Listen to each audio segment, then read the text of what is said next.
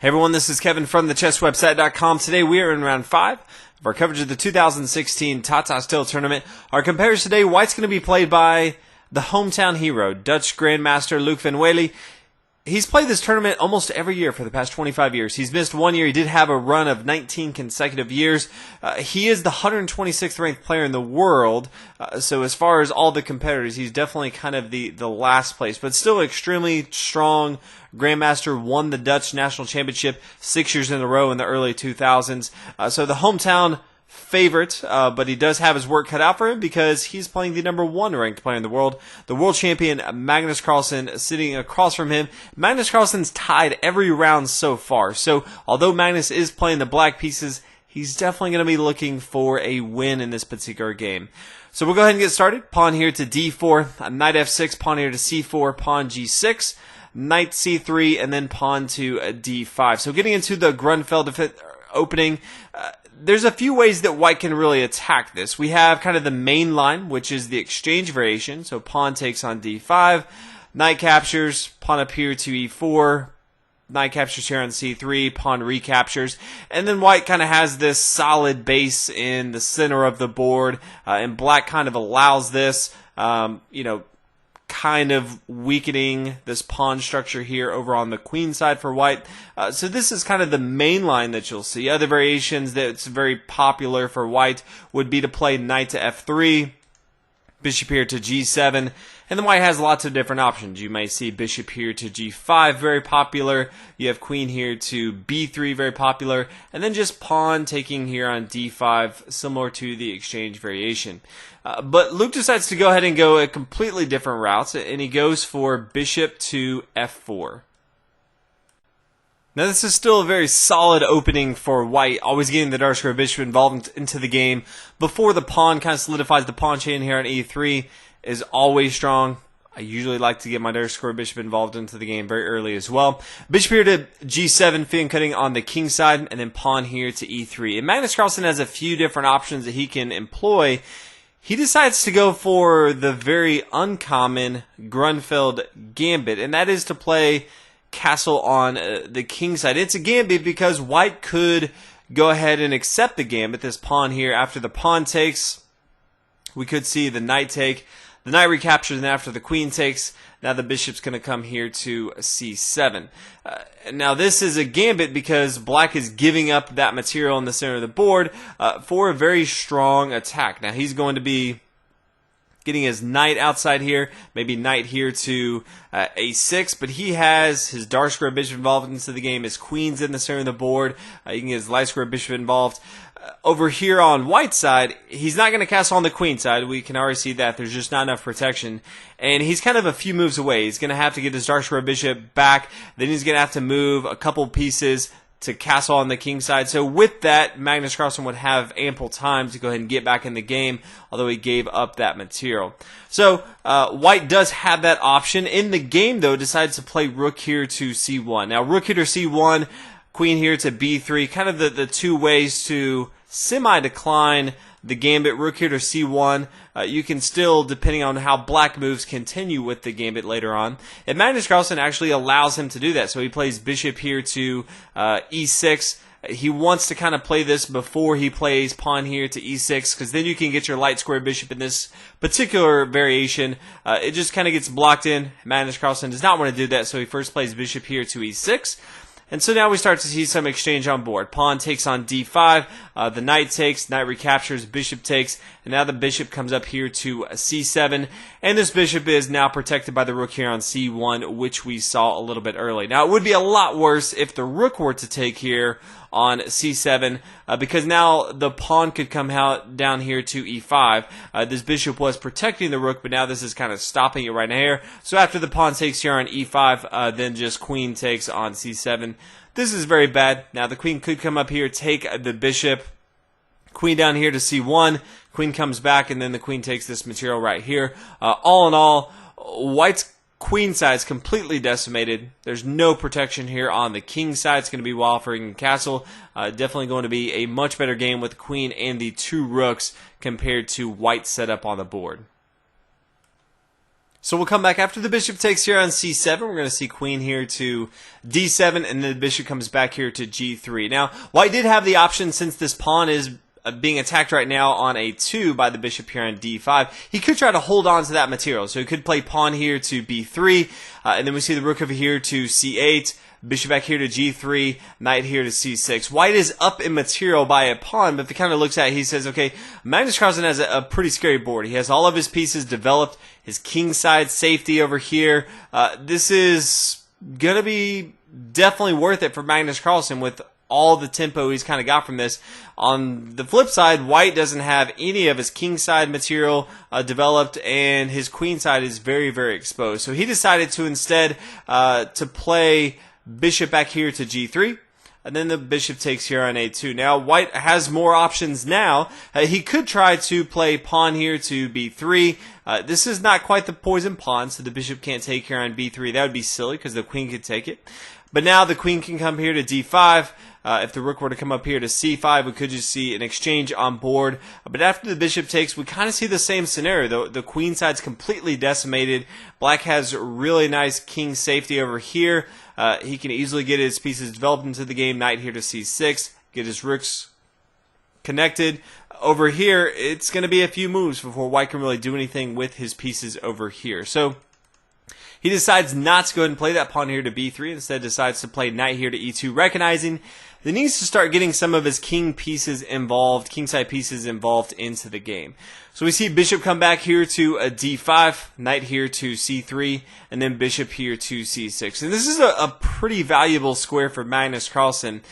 You know, Luke really wants to play his bishop coming out here, get involved into the game, maybe castle on the king side, get some safety, and really start to attack his opponents. But he can't do that with the bishop here, because as soon as he moves it, he's just going to lose his pawn right here. So that's not good. Really good square for Magnus Carlsen. White now goes for something I was not expecting at all, and he plays pawn here to h4. So really starting to attack this fianchettoed pawn chain over here on the king side. Rook over here to d8, centralizing that rook. Queen here to b3.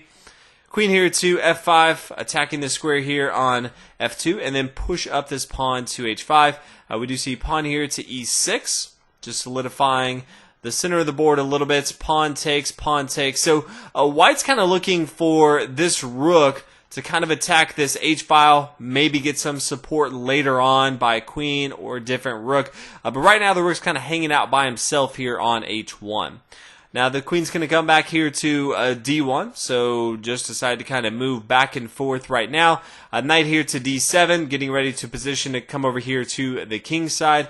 Bishop here to d3, attacking the queen. The queen is forced to move, so the queen comes over here to a5, pinning down the knight to the king. Now white has a few options here. He can go ahead and castle on the king side. That's going to be my preferred option in this particular case. Or he could just play king here to f1. He decides to go and play king to f1. Can't castle anymore. Not the worst thing in the world, but I would have preferred castling, connecting my rooks back here, and then you can get your queen involved however you want to. But he's kind of still holding out hope that he can have his rook here on h1, maybe have some big attack over here on the king side. So knight here to f6, attacking the king side, and then bishop here to e5.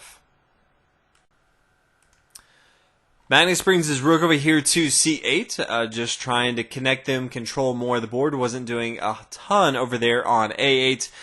Queen here to d2. If he ever allows himself to play pawn here to e4, this would kind of open himself up to get his queen involved to h6, depending on where this bishop lies on g7.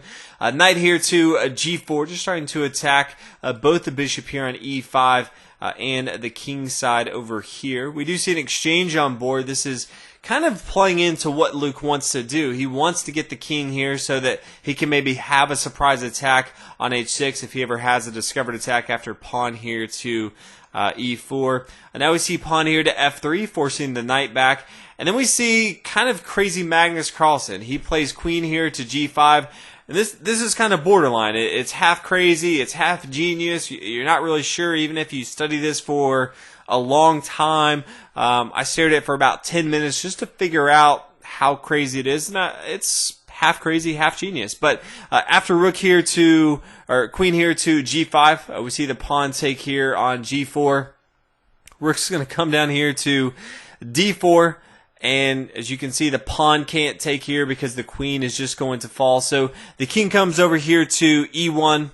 And then we see queen to e5. Same thing, pinning down this pawn. The pawn can't take right here.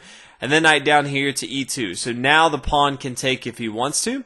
So we see the rook take over here on a g4. So right away, black has kind of given up a minor piece for two pawns with a very, very strong attack on the board. Now white plays pawn here to e4, kind of setting up what we've been hoping to see, getting ready for the queen to come here to h6. So Magnus Carlsen kind of has two options. He could play pawn here to g5 and kind of stop that attack. He could also just play rook here to g5, and that also kind of stops it. He makes a huge blunder, though. He plays rook here to g2. Very, very bad. Not sure if he just didn't see queen here to h6, but we quickly see queen here to h6, check, and then king here to f6. And then we kind of expect to see the queen come back here to h4. We don't see this in the game. This is definitely the much better choice on the board. As far as what the king could do, we're mostly going to just see the pawn come here to g5. If the queen were to come here to g5, that's just really bad. It gets crazy after pawn here to e5. That's all sorts of problems. But after pawn here to g5, then the queen here to h3. This rook is going to fall. White's going to end up being up material on the board. Even if we see, the rook take here, the bishop's just going to take, that's fine. Lots of variations that this can go into, even if we see the rook come over here to d8, attacking this bishop. We could see the queen take, the rook coming down here, rook up here to c4, kind of holding down this material right here with both the rook and the queen right here. But if you kind of look at material on board, two rooks going into the endgame, this is going to be a good, easy game for white. Magnus Carlsen just didn't see it at all. But instead of playing that, if we come back here, instead of playing the queen down here to h3, we see the rook, or queen to h4 first. We see rook here to c3. Doesn't add a ton of value on board. Really allows Magnus Carlsen to get back in the game. And now Magnus Carlsen plays rook here to d8. So this is completely fine for Magnus Carlsen now. And so white kind of deviates from the plan and now plays queen here to h3. Now the queen's going to come over here to g5. Now rook to f1. We see the queen or king come back here to g7. Queen here to f3. Just trying to solidify a little bit. Rook down here to d7, protecting this pawn right here on f7, since both the queen and the rook on f1 are kind of attacking this. So rook up here to f2, attacking the rook. The rook's going to come up here to g4, and then knight to f4. Now, I think it's worth, I was really hoping that we would see knight here to d4. This could have gone down as one of the most just epic things of all time, because it's a true gambit, and Magnus Carlsen seems to have made some mistakes so far in this game. Even in the tournament so far, he's kind of alluded to it hasn't been his best tournament so far. So after knight to d4, we could have definitely seen, although it's a low possibility, it definitely could have happened, and it would have been awesome. There would have been table flipping all over the place. But after rook takes here on d4, we could see queen takes on f7, and this is a forced mate. King here to h6, queen up here, queen to h8. Queen can get involved, now get the rook involved. Bishop gets involved, the king comes here, and then boom, we have checkmate. There's no way to really stop that.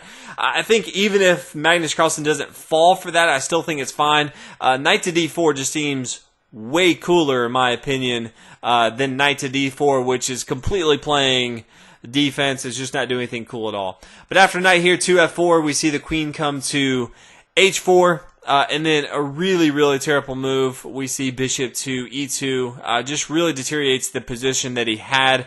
Potentially trying knight to g2, kind of stopping this threat of the knight coming down here to g1.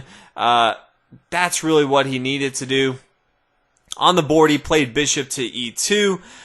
Now rook here to g1. Bishop's kind of forced to stop that. King here to G8. King here to G8. Magnus Carlsen, he didn't have to play this. This is not providing any value at all. He could have easily just played pawn here to E5, kind of forcing the knight to move or the rook to move. After taking, this is all going to be fine. There's no reason to really play, kind of what he did. Even after pawn to E5, you could see knight to D5. You could see the pawn now come here. This pawn's protecting the knight. All of a sudden, it's kind of blowing this up. It's going to be a very, very good game for Magnus Carlsen here, but he decides to play king back here to G8, just kind of a slower grind. And now knight here to E2. Also a very, very terrible move. He still probably should have just tried knight to G2. Kind of block off some of the symmetry that he has in his attack. But after knight here to E2, then the rook takes. The king recaptures. Now the rook down here to D1. I'm just not sure that he saw this rook coming down here to D1. Because after king here to G2, bishop takes here on E4, and this is kind of good game. There's no way to kind of stop this. The queen is going to fall. So, Luke was forced to resign in this situation. A lot of mistakes from both sides. Magnus Carlsen, for a second there, it really looked like he was going to give this thing away after the queen came up here to H6.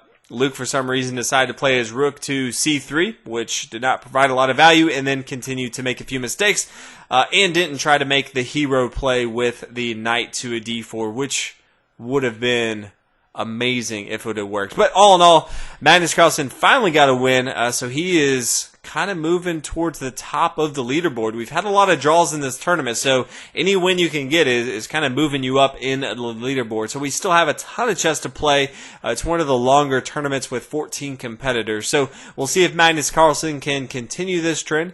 Always good to get a win with the black pieces. But hopefully you guys are enjoying the tournament so far. Had coverage in every round. We'll continue to do so throughout.